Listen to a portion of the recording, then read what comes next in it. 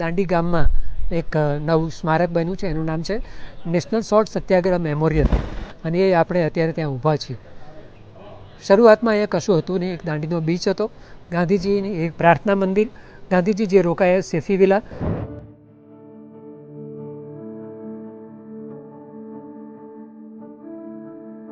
Gujarat tourism ने इस सभी स्थलों का विकास किया गया और ये जो 21 प्लेसेस हैं उनमें से 14 जगह ऐसी थी कि जहाँ पे प्रोजेक्ट वर्क की तरह से उन जगहों को कोई ना कोई स्मारक बना के या रात्रि निवास बना करके उसको डेवलप किया गया.